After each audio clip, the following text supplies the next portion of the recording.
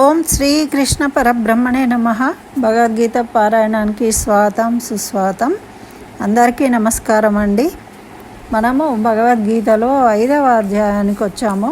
5వ అధ్యాయం ప్రారంభించుకున్నాము. మొదటి శ్లోకం జరిగింది, దాన్ని అర్థసహితంగా తెలుసుకున్నాం. అయితే ఈరోజు 2వ శ్లోకము, దాని అర్థాన్ని తెలుసుకుందాం. అంతకన్నా ముందు ఈ మొదటి శ్లోకంలో ఏం జరిగింది దాన్ని తెలుసుకుందాం. అర్జునుడు అడుగుతూ ఉన్నాడు, మనకు ఈ కర్మ జ్ఞానయోగంలో చెప్పిన విషయాలన్నీ విన్న తర్వాత అర్జునుడు ఈ 5వ అధ్యాయంలో ఏమడుగుతూ ఉన్నాడు అంటే, కర్మయోగం అన్నావు, కర్మ సన్యాసం అన్నావు. కర్మయోగం అంటే కర్మలు చేయాలి అంటున్నావు, మళ్ళీ కర్మలను సన్యాసించు అంటే వదిలిపెట్టు, త్యాగం చెయ్యి అంటున్నావు. ఇంతకీ కర్మయోగం అంటే ఏంటి, కర్మ సన్యాసం అంటే ఏంటి, మళ్ళా ఏది మంచిది, కర్మయోగం మంచిదా, కర్మ సన్యాసం మంచిదా? ఇంతకు నువ్వేమంటున్నావు? దీనివల్ల నాకు మోక్షంని కలిగించేది ఏముంది? ఇందులో ఏది శ్రేష్టము, ఏది సాధన చేయాలి, సాధన చేయడానికి ఏది సులభం, దేనివల్ల నేను ఉద్ధరింపబడతాను? ఇదంతా ఇప్పటి వరకు ఎన్నో చెప్పినావు, మళ్ళీ చివరకు వచ్చి సన్యాసం అంటున్నావు. అసలు ఏంటిది కృష్ణ? నాకేమీ అర్థం కావట్లేదు. మరి అందరూ మోక్షకాములే ఉండరు కదా. కర్మయోగ కర్మ సన్యాసాలలో ఏది ఈజీగా చేస్తే మోక్షం దొరుకుతుంది, ఏది చేయచ్చు? ఇది నాలాంటి వాడికి ఏది మంచిది? అది కూడా ఇంపార్టెంటే కదండి. ప్రతి మనిషికి అందరూ అన్ని పనులు చేయలేరు. ఎవరికి ఏది సులభంగా ఉంటుందో దాన్ని చెప్పాలి. ఒక టీచరు స్కూళ్ళల్లో పిల్లలకు వాళ్ళకి ఈజీగా ఎవరికి ఎలా అర్థమవుతుందో ఆ విధంగా చెప్తేనే వాళ్ళు వింటారు. ఇంట్లో 2-3 పిల్లలు ఉంటే కూడా పిల్లలు ఒక్కొక్కళ్ళకు ఒక్కో రకమైన ట్రీట్మెంట్ ఉంటుంది. ఒకళ్ళకు బుదిగరించి చెప్తే వింటారు, ఒకళ్ళకు కోప్పడి చెప్తే వింటారు, ఒకళ్ళేమో తప్పకుండా చెయ్యాలి అని చెప్తేనే చేస్తారు, లేకుంటే చెయ్యరు. చేసేయి లేకుంటే లేదు అన్నాం అనుకోండి, చేయడం అసలే మానేస్తారు. అంటే కొంతమంది ఏమో చేస్తే బాగుంటుందమ్మా అంటే బాగుందన్నారని చేస్తారు. కొంతమంది ఖచ్చితంగా చేయకుంటే నీకు శిక్ష ఉంటుంది అంటేనే చేస్తారు. కొంతమంది ఏమో ఇష్టంతో చేస్తారు. అంటే వాళ్ళ వే ఆఫ్ థింకింగ్ అనేది ఎట్లుంటుందో దాన్ని బట్టి చెప్పాలి.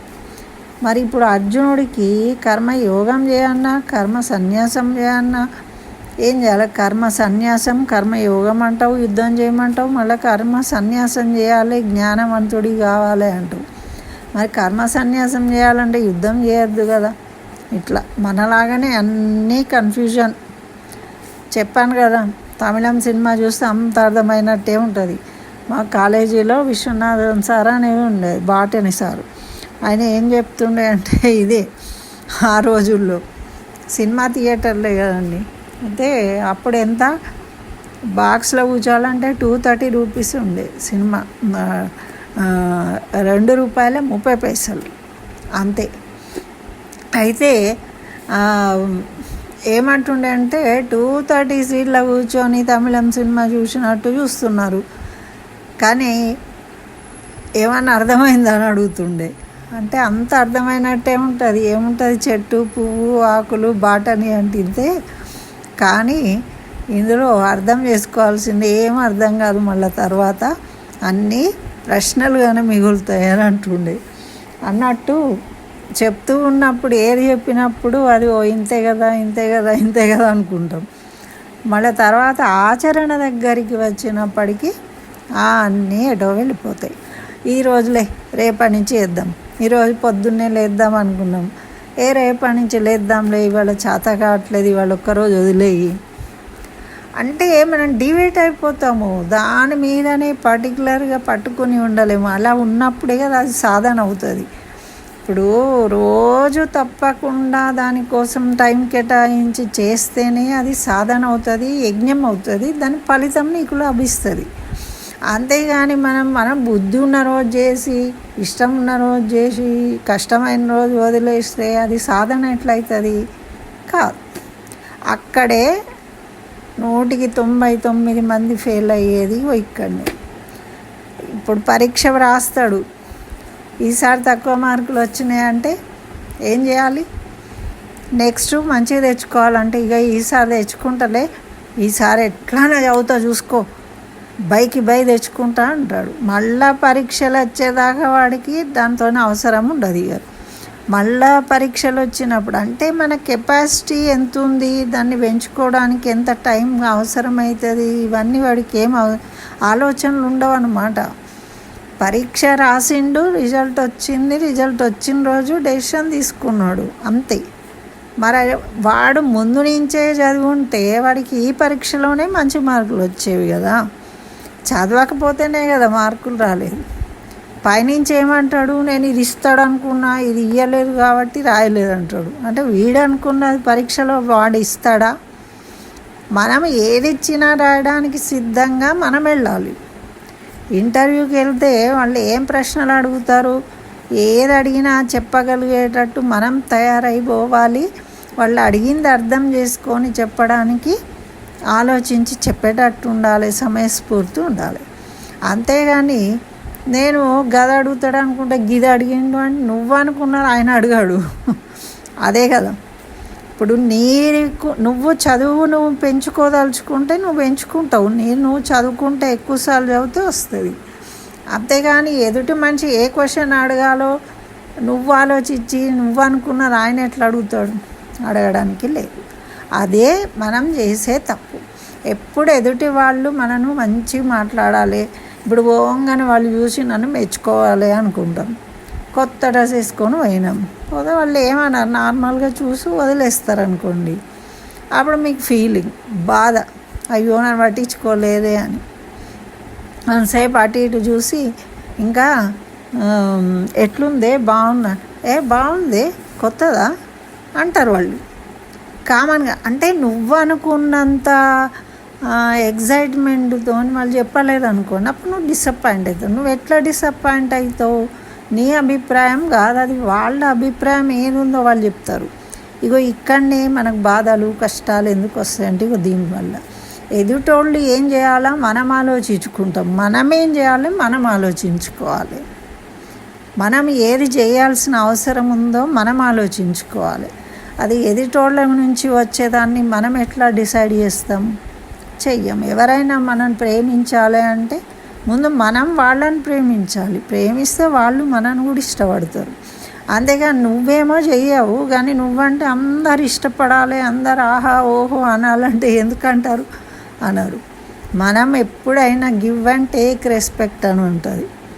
మనం ఏరిస్తే అదే వస్తుంది. మంచిగా నవ్వుతూ మాట్లాడితే వాళ్ళు నవ్వుతూ మాట్లాడతారు.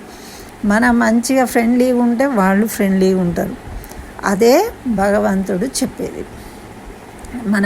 మన మనసు అనేది అద్దం వంటిది అంటాడు. అందుకే అద్దంలో మనం ఎట్లున్నామో అట్లనే కనబడుతుంది. మన మొహం మనకు నచ్చకపోతే మనం ఏం చేస్తాం చెప్పండి?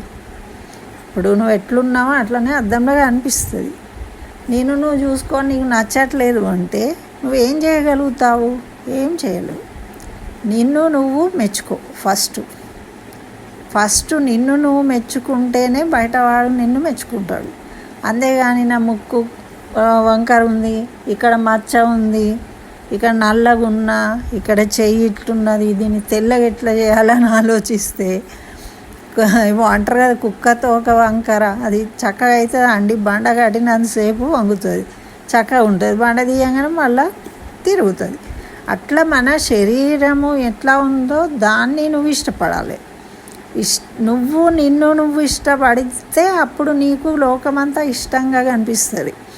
అంతేగాని నీకు ముందు ఇష్టం లేదు, కానీ నువ్వేమనుకుంటావు? పౌడర్ గీడర్ అన్నీ వేసుకొని అందరు చూసి నన్ను మెచ్చుకోవాలనుకుంటావు. నీ లోపల నీకు ఒక శంక ఉంది, నేను వాళ్ళకన్నా నల్లగా ఉన్నా, వీళ్ళకన్నా నా బట్టలు ఇట్లున్నాయి, మాకు పైసలు తక్కువ ఉన్నాయి, ఈ ఆలోచనలన్నీ నువ్వు పెట్టుకున్నావు, నీ దగ్గరే ఉన్నది ఆ ఆలోచన అనేది, వాళ్ళ దగ్గర కాదు. నీకు అప్పుడు వాళ్ళని చూస్తుంటే అదే భావన కలుగుతుంది, వాళ్ళు నేను అవాయిడ్ చేసినట్టు, లేకుంటే నేను చూసి నవ్వినట్టు. వాళ్ళు అప్పుడు ఏం చేస్తావు నువ్వు వాళ్ళ మీద, వాళ్ళకి బాగా వాళ్ళు పొగరు, డబ్బున్నదని గర్వం, వాళ్ళు ఇట్లాటోళ్ళు వీళ్ళు ఇట్లాటో అందరినీ తిడతావు. ఇంక ఇది ఒక పెద్ద తప్పు. ఫస్ట్ వాళ్ళ గురించి బ్యాడ్ అనుకోవడం తప్పు, వాళ్ళు నిన్ను మెచ్చుకోవాలనుకోవడం తప్పు, అన్నీ తప్పులేవి. ఇలా ఏది కరెక్ట్ లేదు. ఫస్ట్ నీకు నువ్వు సాటిస్ఫై కావాలి, అయినప్పుడు దాన్ని కర్మయోగం అవుతుంది. అది తెలుసుకోలేకపోతున్నాడు ఇక్కడ అర్జునుడు. మనం కూడా ఆచరణలోకి పోయినప్పుడు మర్చిపోతాం ఇవన్నీ. ఇప్పుడు చెప్పుకుంటున్నాం, కానీ కొన్ని పరిస్థితులలో ఎంత కంట్రోలింగ్ ఉన్నా కూడా ఆ టైంలో మళ్ళీ మర్చిపోతాం అన్నమాట. అయితే ఇప్పుడు మరి ఈ 2వ శ్లోకంలో భగవానుడు ఏం చెప్పిండు, మరి ఏది శ్రేయస్సు అంటున్నాడో, ఈ అధ్యాయం అంతా దీని గురించే ఉంటుంది. ఒక శ్లోకంలో ఏం చెప్పాడో చూద్దాం. ఈ 2వ శ్లోకము భగవాను వాచ, కృష్ణ భగవానుడు చెప్తున్నాడు. కృష్ణ, కర్మయోగము చెప్పినవు, కర్మ సన్యాసం అంటున్నావు, మరి ఇందులో కర్మయోగం శ్రేష్టమా, కర్మ సన్యాసం శ్రేష్టమా, మోక్షాన్ని పొందాలంటే ఏది ఉత్తమమైంది అని అడిగిండు కదా.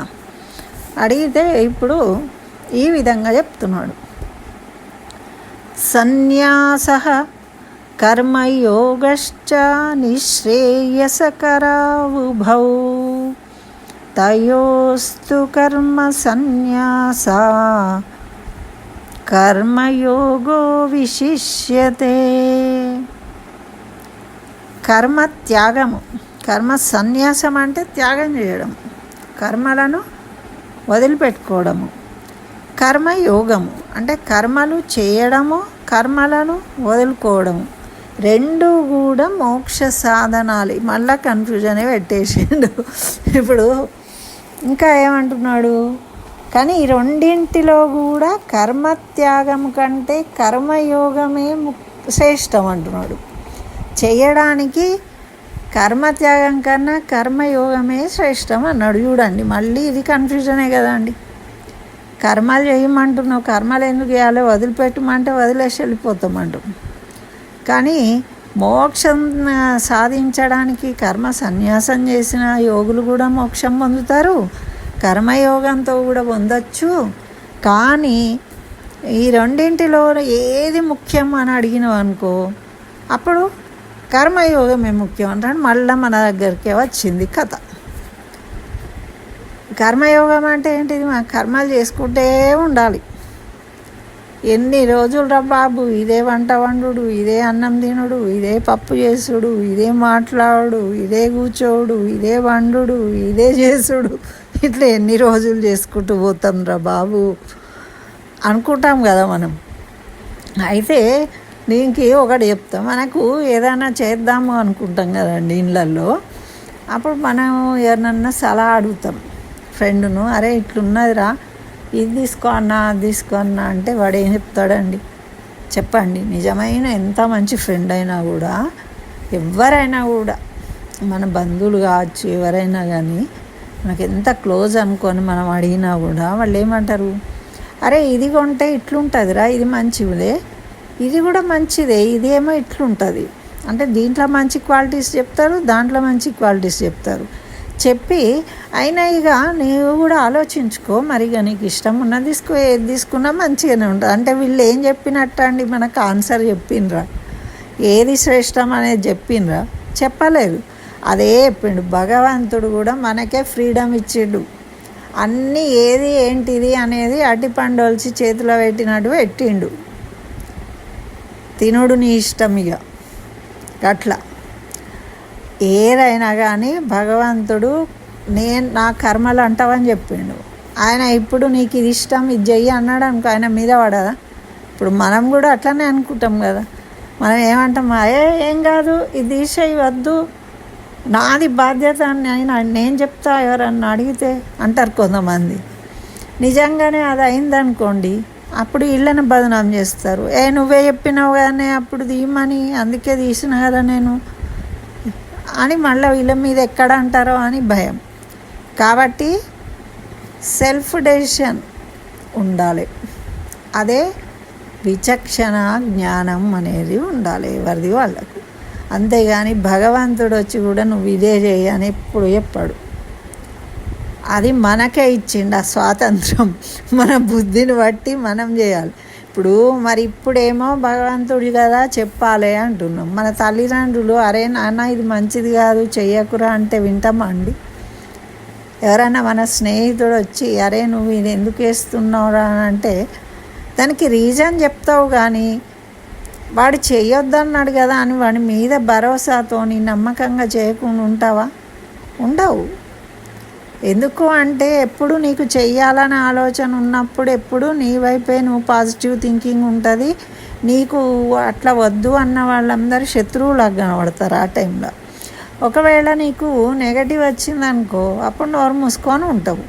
ఒకవేళ పాజిటివ్ అయిందనుకో, చూసినా మీరు చెప్పినప్పుడు చేయకుండా ఉంటే నాకు నష్టం అయ్యేది కాదంటారు. లేకపోతే మీరు చెప్పినట్టు వింటే నాకు ఈ లాభం అయ్యేది కాదు అంటారు. అంటే అప్పుడేమో ఎదుటోళ్ళనే బదనాం చేస్తాం మనం. అంటే మనదేం లేదు అక్కడ. చూసిండ్రా, మన మీద ఏది ఉంచుకోము. ఏదైనా సరే ఎదుటోడి మీదే వేసేయడమే, మంచైనా చెడైనా. మంచి అయితే మాత్రము మన మీదనే వేసుకుంటాం, చెడైతే మాత్రం వాళ్ళ మీద ఇస్తాం. ఇప్పుడు ప్రవచనాలు చెప్తారు చూసిన కొంతమంది పెద్దవాళ్ళు, జ్యోతిష్యం చెప్పేవాళ్ళు కూడా ఏమంటారు, నేను చెప్తున్నా కానీ చెప్పించేది ఆ పరాశక్తి, నా మాట ద్వారా చెప్పేది పరాశక్తి అని వాళ్ళు భావిస్తారు. కాబట్టి వాళ్ళు చెప్పింది నిజాలు అవుతాయి కొన్ని. మళ్ళీ తర్వాత ఏమంటారు, నేనేమన్నా పొరపాటున చెప్పి ఉంటే అది నా తప్పు, ఒకవేళ నేను చెప్పింది కరెక్ట్ అయితే అది అమ్మవారి శక్తి అంటారు. అంటే చూడండి, అట్లా మనము ఆ పద్ధతిలో ఎప్పుడు కూడా మంచి జరిగింది భగవంతుడి అనుగ్రహంతోనే అయింది. మన తప్పిదం, మనం తప్పు చేస్తే పొరపాటున మనకు నష్టం కలిగింది, ఇది మనం చేయబడే మనకు కష్టాలు వచ్చినాయి అని భావించాలి. కానీ మనం ఎట్లా భావిస్తాం? ఉల్టా ఏమంటాం, ఎప్పుడు ఏదొచ్చినా కూడా వాడు చేయబట్టయింది, వీడు చేయబట్టయింది, నేను అప్పుడు నేను పోనన్నా కానీ నువ్వే పో అన్నావు అని ఇంట్లో పెళ్ళాం మీద, తల్లి మీద ఎవరుంటే వాళ్ళను మనం బదనాం చేస్తాం. అయితే ఇక్కడ మళ్ళా అదే ఇరికిస్తున్నాడు కృష్ణ భగవానుడు అర్జునుడికి. మళ్ళీ కన్ఫ్యూజన్ అన్నట్టు. అంటే ఏంటి, క్లారిటీ కోసము లాక్కొస్తున్నాడు అనమాట, ఒక్కొక్కటి చెప్పుకుంటూ. ఇక్కడ ఏమంటుండు, తనకేం కావాలో చిన్నపిల్లవాడు స్పష్టంగా చెప్తాడా? చెప్పలేడు. అర్థం చేసుకొని చెయ్యాలి తల్లి అనేది కదా. అట్లనే భగవంతుడు కూడా మనము ఇప్పుడు కర్మయోగము మంచిదా, కర్మ సన్యాసం మంచిదా అని అడిగినావు కదా. కర్మ సన్యాసం మంచిది, నువ్వు వదిలేపో, అన్నీ సన్యాసించి తపస్సు చేసుకుంటూ కూర్చో అని చెప్తే ఇక అర్జునుడు ఏం చేస్తాడండి? ఆయన కర్తవ్యాన్ని వదిలేసి వెళ్ళిపోయి కూర్చుంటాడు. ఒకవేళ లేదు నువ్వు యుద్ధమే చెయ్యాలి అని నేను చెప్తున్నా, నువ్వు పోయి చెయ్యనా అనుకో, చేసిన తర్వాత ఏడ్చుకుంటూ కూర్చుంటాడు, వీళ్ళందరూ చచ్చిపోయినారు, నువ్వు చేయబట్టి నాకు పాపం వచ్చింది అని. అదే మనకు క్లారిటీ ఉండి నువ్వు ఎవరు చెప్పినా చెప్పకున్నా నేను నా కర్తవ్యం ఇది, నేను చేస్తున్నా అని ఎప్పుడు తెలుసుకుంటాడో అప్పుడు ఒక కృత నిశ్చయం అనేది, త్రికరణ శుద్ధి అనేది ఉంటుంది. ఇప్పుడు ఏముంది, మైండ్లోనేమో కృష్ణుడు చెప్పిండు కాబట్టి చేస్తున్నాం అని ఉంటుంది. ఇప్పుడు అమ్మ చెప్పింది కాబట్టి చేస్తున్నా అని మైండ్లో ఉంది, నీకు చేయాలని లేదు కానీ నువ్వు చేస్తున్నావు. అంటే నీకు త్రికరణ శుద్ధి లేదు, అక్కడ సక్సెస్ అనేది రాదు. ఎప్పుడైతే నువ్వు ఆలోచనలో చేద్దామనుకుంటున్నావో, అదే చెప్తున్నావో చేస్తా అని, అదే చేస్తున్నావో చేతలలో, అది త్రికరణ శుద్ధి అంటారు. ఆ శుద్ధి ఎప్పుడు ఉంటుందో అప్పుడే మనకు పని సక్సెస్ అవుతుంది. ఎవరి కోసమో చేస్తున్నా అన్నంత కాలము అది కాదు. ఫలితం కావాలి అని చేసినా కూడా కాదు. ఎందుకు అంటే త్రికరణ శుద్ధి లేకపోవడం వల్ల. ఇక్కడ ఏమంటున్నాడంటే తల్లి బిడ్డ అవసరాన్ని తీరుస్తుంది, అర్థం చేసుకొని కదా. అట్లనే భగవంతుడు కూడా మనకు ఏది అవసరమో మనకు తెలవాలి. మనది మనం తెలిస్తేనే కదా బాగుపడతాం. ఇప్పుడు ఒకడికి ఆకలి అవుతుంది, అన్నం పెట్టు అని వస్తాడు. ఒకరోజు వస్తాడు, 2 రోజులు వస్తాడు, 3 రోజులు వస్తాడు, రోజు వస్తాడు, అన్నం పెడతావు, తింటావు. వాడి బతికంత ఎట్లనండి? ఒక అన్నం తినుడేనా జీవితం అంటే వాడికి? కాదు కదా. వాడు ఎలా బతకాలో తెలుసుకుని కష్టపడి సంపాదించుకొని బతకడం నేర్చుకోవాలి. అది నువ్వు నేర్పాలి వాడికి. అంతేగాని రాగానే ప్రేమతో నువ్వు అన్నం పెడితే తింటాడు, పంటాడు. ఇక రేపటి నుంచి పని చేస్తా అనుకుంటాడు, సంపాదించుకుంటా అంటాడు. ఆకలికి అన్నం దొరికిన తర్వాత ఎవడు పని చేస్తాడండి? ఇప్పుడు ఉచిత పథకాలు అన్నీ అవే కదా. అందరూ సోమరిపోతులు అయిపోతున్నారు. పల్లెటూళ్ళలో ఉన్నోళ్ళు ఇంట్లో ప్రతి మందికి ఒక బిడ్డకు అంగవైకల్యం ఉన్నోళ్ళకి పింఛను, ముసలోళ్ళకి విడో పింఛన్లు, ఇట్లా అందరికీ పింఛన్ల చొప్పున 20-25 వేలు వస్తున్నాయి ఒక్కొక్క కుటుంబానికి. దాదాపు 15,000 అనుకోండి. మళ్ళీ రేషన్ల బియ్యము అన్నీ ఇస్తున్నారు. ఊర్లల్లో ఎంతో అంత పొలం ఉంటుంది, దాని మీద పైసలు వస్తున్నాయి. డ్వాక్రాలలో వాళ్ళ పైసలు వస్తున్నాయి. ఇవన్నీ పైసలు తెచ్చుకోవడము, ఖర్చు పెట్టుకోవడం. వాళ్ళు ఏం కష్టపడాల్సిన పని లేదు. కష్టపడేవాడు ఎవడో ఉంటాడో వాడు ఒకడే కష్టపడతాడు అంతే. మిగతా అందరూ అలా పైసలు వస్తున్నాయి, అన్నీ ఖర్చు పెట్టుకుంటున్నారు. అట్లా ఏమవుతుంది అంటే మనం రెడీమేడ్గా ఇచ్చుకుంటూ పోయినాము, వాడి ఆలోచన ఎట్లా పెరుగుతుంది? కాబట్టి అర్జునుడికి ఇక్కడ డైరెక్ట్ ఇది మంచిది, ఇది చెయ్యి అని చెప్తలేడు భగవంతుడు కూడా. ఆచార్యుని హృదయం ఎట్లుంటుంది అంటే అందిస్తాడు, తనది తాను తెలుసుకోవడానికి. మన పిల్లలు ఏదైనా పట్టుకోవాలంటే ఏం చేస్తామండి? దా అంటాం. వాడు ఇట్లా ట్రై చేస్తూ ఉంటే అందనట్టు ముందుకు జరుపుతూ వెనుకకు జరుపుతూ దాదాపు కొంతసేపు అయినాక వాడికి అందేటట్టు పెట్టేస్తే అప్పుడు వాడు పట్టుకుండా వాడికి ఏమవుతుంది? ధైర్యం వస్తుంది. ధైర్యం వచ్చి ఇంకోసారి ట్రై చేస్తాడు. అట్లా ప్రాక్టీస్ అదొక సాధన చేస్తుండు. చిన్న పిల్లగాడు సాధన చేస్తుండు కదా. అట్లా మనము కూడా మన విషయంలో సాధన చేయాలి. ఈ కర్మలు ఎలా చేయాలనేది అన్నమాట. అయితే గురువు శిష్యులు అందరికీ సేమే బోధిస్తాడు కదండి. మరి ఇప్పుడు ఒకడేమో మంచిగా అర్థం చేసుకుంటాడు, ఒకడికేమో అర్థమే కాదు, వాడు వినడు, అసలు చిత్తమే పెట్టాడు. ఒకడేమో మంచి వింటాడు కానీ సగం అర్థమవుతుంది, సగం అర్థం కాదు. ఇక ఇంకొకడు ఉంటాడు, వాడికి మొత్తం అర్థమైంది అనుకుంటాడు కానీ వాడికి ఏం అర్థం కాదు. కొంతమంది ఉంటారు కదా ఓవర్ కాన్ఫిడెన్స్. ఇట్లా మన ముచ్చట ఎప్పుడు ఇక్కడ ఏమైందంటే ఇది తెలుసు అంటారు. నిజానికి వాళ్ళకి తెలియదు కానీ వాళ్ళు ఏదో అనుకుంటారు అనమాట. వాళ్ళకి తెలిసిన విషయం ఏదో అనుకొని తెలుసు అనేస్తారు గబుక్కున, మీరు చెప్పేది ఏంటని. నిజానికి వాళ్ళకి ఆ విషయం తెలిసి ఉండదు. అంటే వాళ్ళకి తెలుసుకోవాలి అనే దానికన్నా గొప్పగా మాకు అన్నీ తెలుసు అనే భావన కలిగి ఉంటారు అన్నమాట. ఇక కొంతమంది ఏమో అసలు పట్టించుకోరు. అట్లా ఎన్నో రకాల మంది ఉంటారు విద్యార్థులు. గురువు ఒక్కడే చెప్పే విధానం ఒకటే ఉన్నది అక్కడ. కానీ ఇక్కడ రిసీవర్స్లో తేడాలు ఉన్నాయి కదా మరి. కాబట్టి ఇక్కడ అర్థమయ్యేలాగా విషయాన్ని అనుగ్రహించాలి ఆచార్యుడు. అర్థమయ్యి నువ్వు మంచేదో చెడేదో నువ్వే తీసుకోవాలి. అంతేగాని నువ్వు ఇది మంచి ఇది చెడ్డ అని నేను డిసైడ్ చేస్తే మళ్ళీ నేనే డిసైడ్ చేసిన, నాకే తెలుసు ఏది మంచిది. అర్జునుడికి ఎట్లా తెలుస్తుంది? ఇప్పుడు యుద్ధం చేసుడు మంచిదా చేయకుండా ఉండు మంచిదా అనేది ఆయన డిసైడ్ ఆయనే చేసుకోవాలి. కానీ నువ్వు కర్మయోగం మంచిదే, రెండూ మంచియే, రెండిట్లలో ఇది నేను ఒక్కొక్క దాన్ని వివరిస్తా. నీకు వివరిస్తే నువ్వు ఒక్కొక్కటి వింటూ తెలుసుకో. అని చెప్తూ ఉన్నాడు అన్నమాట ఈ శ్లోకం ద్వారా. మరి మోక్షాన్ని పొందడానికి అన్నీ కర్మలు చేయాల్సిందే, కర్మలు చేయకుండా తప్పించుకునే అవకాశమే లేదు అని క్లియర్గా చెప్పేసిండు. కాబట్టి కర్మలు చేస్తే కర్మయోగం ఎందుకు శ్రేయస్కరం అంటున్నావు?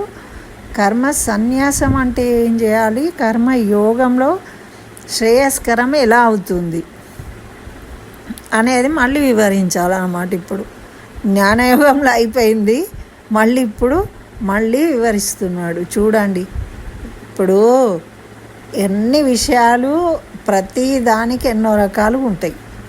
మనం రోజు చేస్తూ ఉన్న వాటిల్లో ఈ ఆలోచనలతోని మనం చేసే పనులలో పెట్టినప్పుడు మనకు ఆ తేడాలు తెలుస్తాయి. మనం ఎలా చేస్తున్నాం, భగవంతుడు ఏం చెప్పిండు.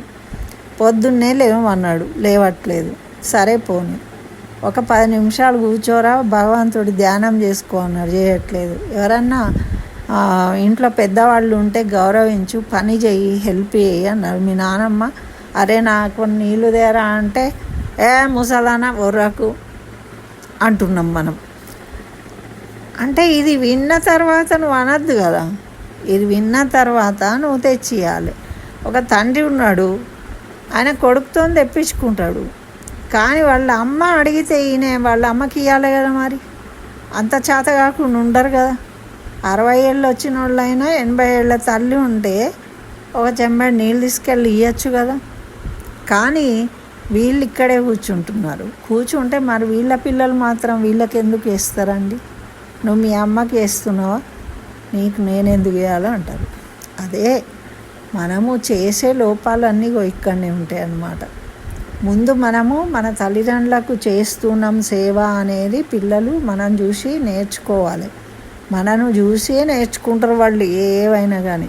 కాబట్టి ముందు మనము ఆచరిస్తూ ఉండాలి, చెప్పాల్సిన అవసరమే లేదు.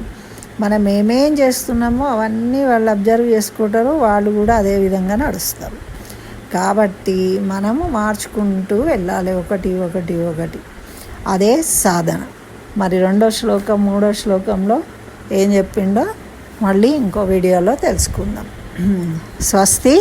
సర్వం శ్రీకృష్ణ చరణారవిందార్పణమస్తు.